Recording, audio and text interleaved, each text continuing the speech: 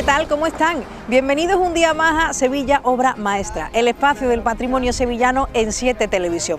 Fíjense que hoy hemos cruzado o estamos cruzando el puente de Triana porque hoy vamos a viajar al pasado de Sevilla. En concreto vamos a hablar mucho de aquel periodo de siglos que supuso que fue la Inquisición aquí en nuestra ciudad.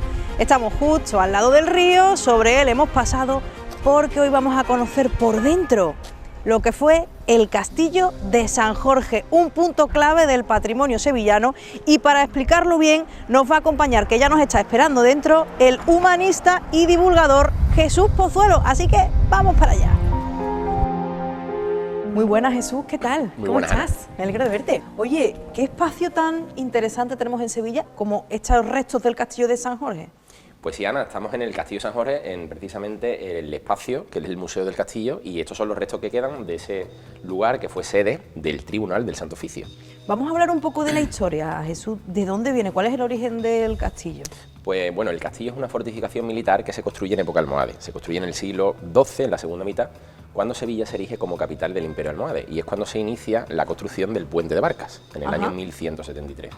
Sería precisamente en ese momento, aquí vemos un grabado con el Puente de Barcas, cuando justamente junto al puente, en época almohade, estamos hablando de 1173, la segunda mitad del 12, se construye una fortificación militar que pueden ver los espectadores los torreones, los 10 torreones defensivos que presentaba, que era básicamente una construcción para defensa de la Medina de Sevilla. Es un paso estratégico desde el Aljarafe, estamos justamente en el lugar por donde pasaba toda la mercancía y por supuesto toda la gente que venía desde la zona de lo que hoy en día es Huelva, y para fortificar ese paso y para defender la ciudad de Sevilla se construyó un castillo militar.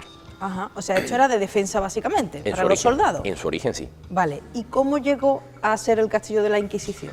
Pues Ana, tenemos que remontarnos al siglo XIII, cuando en 1248 se produce la conquista cristiana de Sevilla, con el rey Fernando III. Tras la conquista cristiana, el castillo pasa por diversos usos, pero el más conocido y el más importante es cuando, a partir de 1480, se funda en Sevilla el Tribunal del Santo Oficio, el Tribunal de la Santa Inquisición, que la funda, este tribunal lo funda precisamente la reina Isabel la Católica, cuando visita a los dominicos en San Pablo es la actual iglesia de la Magdalena, y los dominicos le dan noticia a la reina Isabel la Católica de que en Sevilla hay falsos conversos. ¿Qué son los falsos conversos? ¿Quiénes eran? Pues los judíos que se convertían, se bautizaban, tomaban nombres cristianos, pero seguían practicando los ritos hebraicos. Y es por ello que la reina Isabel la Católica pide una bula al Papa, a Sixto IV, y el Papa emite una bula en 1480 que permite la fundación del Tribunal de la Inquisición en Sevilla. Es la primera corte inquisitorial de toda España, la sevillana, que nace en la Magdalena, no nace aquí, nace precisamente enfrente de lo que hoy en día es la parroquia de la Magdalena, la antigua iglesia de San Pablo. Ahí vemos el antiguo convento de San Pablo, la puerta de Triana, demolida desgraciadamente en el siglo XIX, y aquí se fundó el Tribunal de la Inquisición, en lo que era la casa de los dominicanes, los perros de Dios, que son los dominicos, que tenían su casa principal, su casa grande, en San Pablo. ¿Qué ocurre? Como la Magdalena, la antigua parroquia de la Magdalena fue demolida por las tropas napoleónicas en el siglo XIX, la parroquia pasó aquí, es decir, el concepto, digamos, de la parroquia. Sí. Pero la iglesia no se demolió, sino que se convirtió en parroquia, pero esta iglesia era una iglesia conventual, que es donde nació el Tribunal del Santo Oficio, iglesia de los dominicos. Y ya en 1481 los dominicos, que fueron elegidos inquisidores, que eran mayormente teólogos, no olvidemos que la orden dominica es una orden de conocimiento teológico, es una orden intelectual, es por ello que fueron elegidos como orden para trabajar como inquisidores, pues ya esos dominicos inquisidores pasaron en 1481 aquí, al Castillo de Triana, que es la que sería su sede hasta finales del siglo XVIII. Tenemos que entender que lo que aquí había era un tribunal religioso, que era el Tribunal del Santo Oficio, y efectivamente, como tú bien comentas, aquí eran traídos los reos que iban a ser procesados y que eran acusados. Tenemos además aquí una maqueta, Jesús, muy interesante, sí, de lo que era esta construcción. Esta maqueta además es muy buena. Esta maqueta se hizo en el año 2008 cuando se inauguró el Museo del Castillo de San Jorge. Y la maqueta nos presenta lo que fue la fisionomía del castillo en época de la Inquisición, donde pueden ver los espectadores que, aparte de lo que es la fortificación almohade original, que es básicamente la muralla con los torreones, en lo que es el interior del castillo hay una serie de construcciones que ahora veremos, para que los espectadores lo conozcan. Y esas construcciones eran básicamente las casas de los inquisidores, que pueden ver aquí los espectadores. Ven también la sala de audiencias, porque no olvidemos, Ana, que esto fue un tribunal, una sala de juicios, que además es la única que se conserva de toda España del Tribunal de la Inquisición, y un punto muy interesante es la antigua ermita de San Jorge, de la cual se conservan algunos restos que pueden ver los espectadores ahí en el centro, que le da nombre, la advocación de San Jorge, precisamente al castillo. Y después también otras construcciones que eran básicamente casas de el personal de los dominicos que aquí trabajaban. También tenemos aquí las antiguas cárceles, aunque no se conservan, y la sala de tormentos, que sabemos por crónicas que estaba en uno de los torreones, y bueno, básicamente aquí funcionaba todo el aparato inquisitorial, desde aquí, desde el castillo de Triana. ¿Y la sala de tormento estaba en una de las torres? ¿En esta puede ser? Sí, efectivamente, Ana, como tú bien comentas. Según las crónicas, no se conserva, desafortunadamente, la torre, pero estaba en la esquina de la calle Callao con la calle San Jorge, donde se aplicaban, en algunas ocasiones, no siempre, no nos dejemos invadir por la leyenda negra, pero donde se aplicaban, en algunos casos, tormentos, al igual que aplicaban tormentos todos los tribunales europeos en esa época, que no nos creamos que la Inquisición era el único tribunal que aplicaba tormentos. Nosotros en esta maqueta que estamos aquí, justo aquí al lado tendríamos una torre, ¿no? Efectivamente. Y tenían además aquí esta salida hacia el río. Efectivamente, Ana. Como tú bien comentas, estamos justamente en esta rampa. Esta rampa, para que lo entendamos, esto estaba al aire libre. Si se fijan los espectadores, aquí cae la luz. Pueden ver los espectadores como esta zona, cae la luz y aquí esta rampa, estos guijarros, son originales, que era un acceso desde el Altozano que está allí, sí, que está al fondo, al castillo de Triana. Esto estaba al aire libre, por aquí podían entrar las personas y podían salir. De hecho, era un acceso, porque además los dominicos se movían en burro por Sevilla, se movían en burro. Ahora vamos a ver los establos, y como tú bien has comentado, esta puerta que da al Paseo de la O era un embarcadero donde sabemos que los inquisidores y el tribunal tenían barcas amarradas. ¿Por qué? Porque el río subía, como tú bien sabes, el río venía crecido en invierno, sí, y el agua entraba por aquí, y esto se usaba de embarcadero. Es una cosa curiosa. Por eso se llama, aparece en las crónicas, como la puerta de Barcas. Es eso. Y entonces eso de que se dice que por el callejón de la Inquisición entraban los que estaban acusados y venían hacia aquí, ¿no es cierto? Es decir, ellos venían por esta rampa que acabamos de transitar. Claro, la pregunta es, ¿por dónde entraban los reos? Realmente los reos entrarían por varias puertas, porque tenemos varios accesos documentados del castillo. Uno, como tú bien comentas, lo que es el acceso desde esta rampa, porque estamos en una puerta del castillo, estamos en una puerta. Otra puerta, la más importante, daba al Altozano, que sabemos incluso los epígrafes que tenían, y aparecía el escudo con la cruz verde, que era el emblema de la Inquisición, que daba a lo que a día de hoy es la plaza del Altozano. Otra puerta que tenía el castillo se conserva, es la puerta que da a la calle Castilla del Mercado. Eso fue un acceso. Ajá. Por lo que los reos realmente no salían, más allá de la leyenda, no salían por el callejón de la Inquisición, sino que salían desde aquí del castillo, y cuando iban a ser cuando se iba a llevar a cabo el auto de fe, o se hacía aquí el auto de fe, o se hacía en otros lugares, que ahora hablaremos de eso, pero no salían por contra. Hay, por ejemplo, una crónica de la última procesada de la Inquisición, que nos cuentan que salió un burro por esta misma rampa. Doña Dolores López, la cieguita Dolores. Jesús, y aquí, una vez dentro del castillo, a la derecha veo unos elementos muy interesantes, muy curiosos. ¿De qué se tratan esos arcos? Pues Ana, ves bien, porque esos arcos tan curiosos que pueden ver también los espectadores, básicamente era el establo del castillo de Triana. No olvidemos que los inquisidores no podían ir a caballo, pues no podían hacer ostentación pública. Estamos hablando de una orden religiosa que eran los dominicos, pero sí podían caminar en los Uber de la época, o los Cabify, o las motos eléctricas, que eran básicamente burros. Los dominicos se movían en burro, se movían por la ciudad, y era muy típico el ver la típica escena con dos burritos y una pareja de dominicos inquisidores que iban paseándose por la ciudad en ese transporte, que eran básicamente los burros que aquí comían y aquí aquí dormían. Este es el establo del castillo de Triana. Lo que estamos viendo al fondo es el pozo y el abrevadero para los burritos que aquí tenían su cobijo.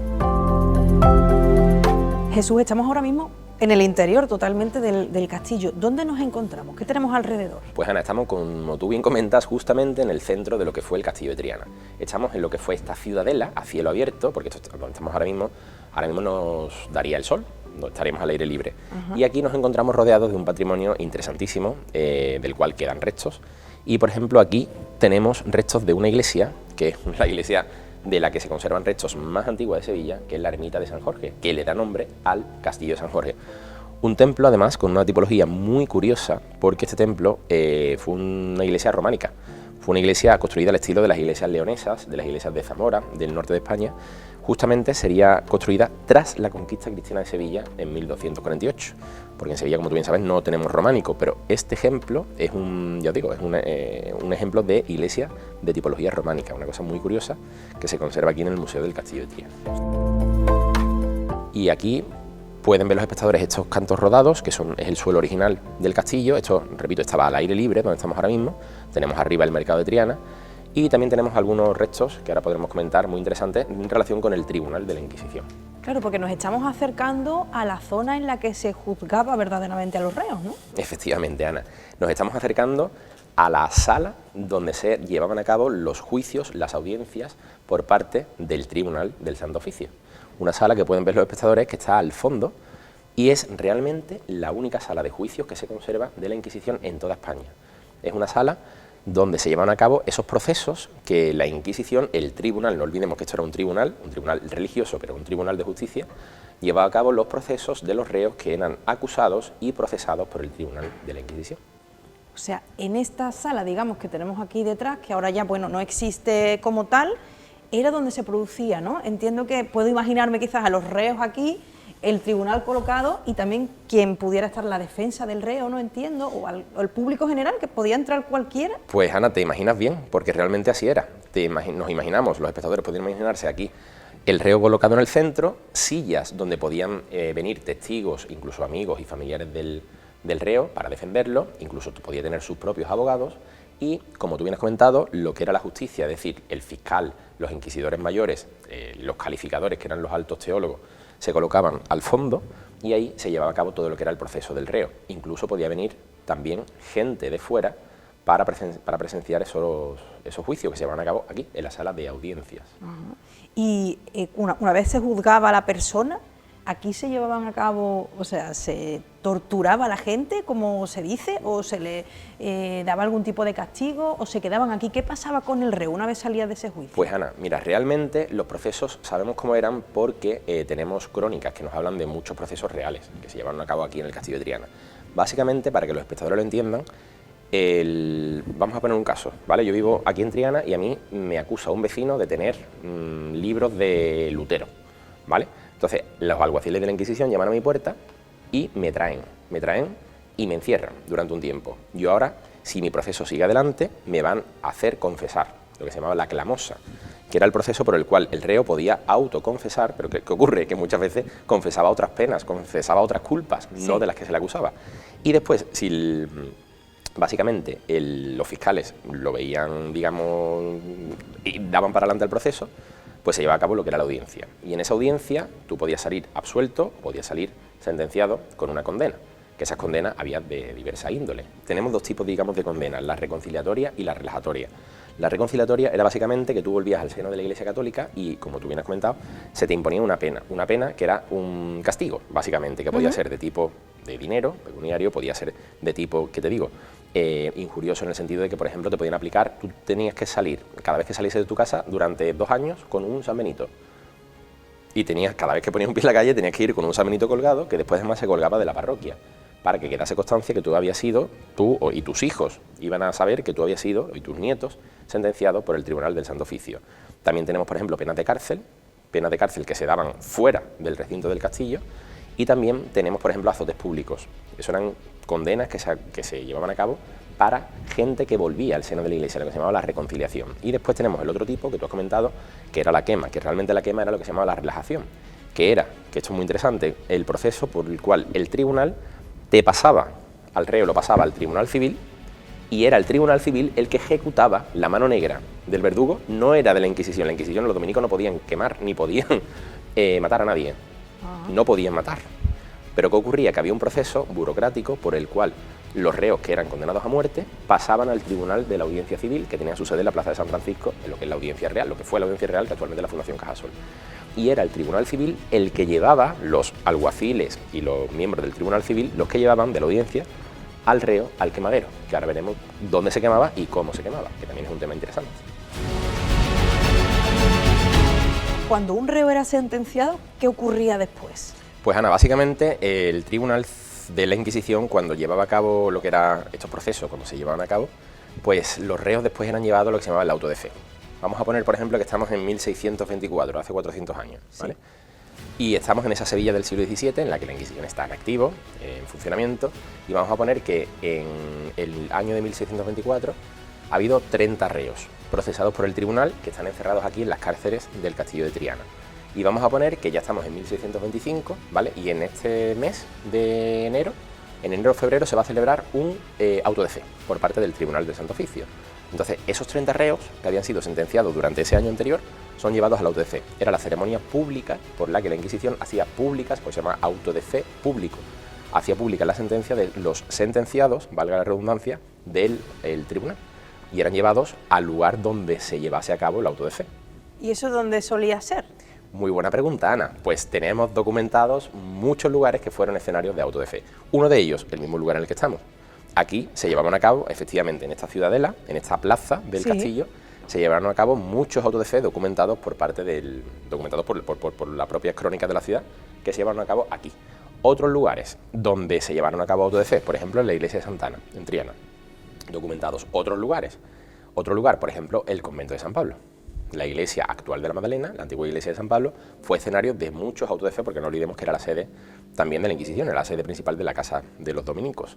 Y el más famoso, el lugar que seguramente muchos espectadores les sonará, fue la Plaza de San Francisco, la gran plaza mayor de Sevilla, donde ahí se llevaban a cabo autos de fe, pero cuando era algo, que te digo, una efeméride importante, el cumpleaños del rey de España, algún evento que hubiese ganado España no un mundial, sino una batalla o una guerra, ¿no? Sí. Vamos a poner que para celebrar esa victoria, pues la Inquisición con el Ayuntamiento celebraba un auto de fe público que costaba un dineral. Y a la gente le gustaba ir a ver eso, ¿no? Sí. Como un espectáculo, ¿no? En la calle. Nos dicen las crónicas que hasta la gente venía de los pueblos de la Aljarafe y dormían al raso en los pórticos de Sevilla para ver los autos de fe. Es decir, como cuando hay, como la Magna. ¡Qué fuerte! No todos los procesados eran quemados, eran condenados a muerte.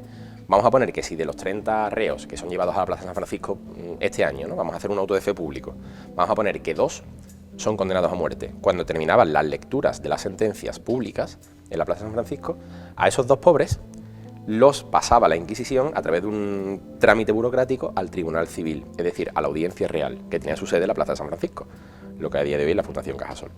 Y eran los alguaciles y los trabajadores de la audiencia los que conducían, como tú bien has comentado, a los reos que eran condenados a muerte al quemadero.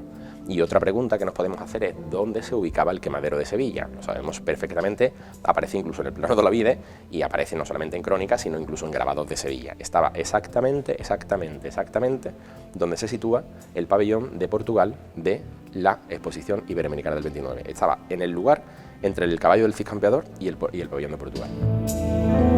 ¿Cómo eran llevados los reos a los sitios? ¿Cómo iban ellos juntos, me imagino, el grupo de personas? Muy buena pregunta. Pues mira, tenemos documentados las procesiones, porque eran cortejos procesionales que salían desde, vamos a poner que el auto de fe este año se va a celebrar el 1 de febrero, ¿vale? De 1625, estamos hace 400 años, la Sevilla de Murillo, que acaba prácticamente de nacer.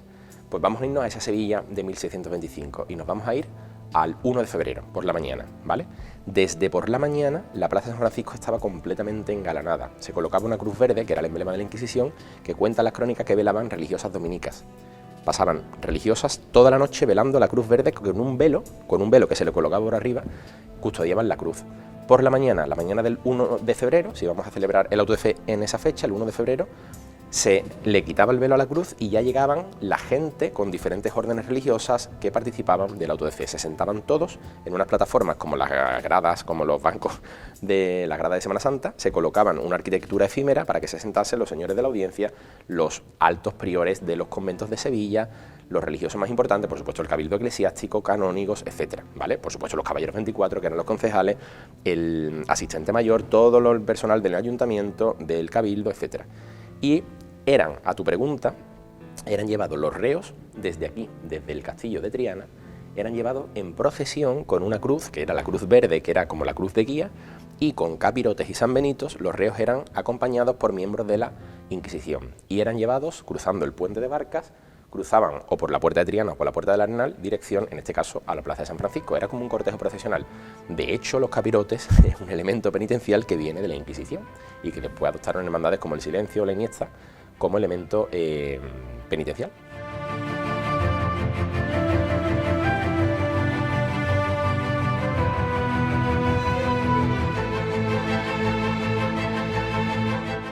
Jesús, y ahora mismo estamos cruzando la puerta de la casa más importante, digamos, ¿no?, de todo el castillo. Efectivamente, Ana, estamos en el edificio, digamos, residencial, en la casa, como tú comentas, más importante y más grande que se excavó del castillo de Triana. No conocemos la identidad de quienes vivieron, no olvidemos que este castillo estuvo en activo durante 3 siglos, Es decir, no es que viviese una persona o una familia, sino que realmente pasaron por aquí muchas personas, ¿no? A lo largo desde el siglo XV hasta el siglo XVIII.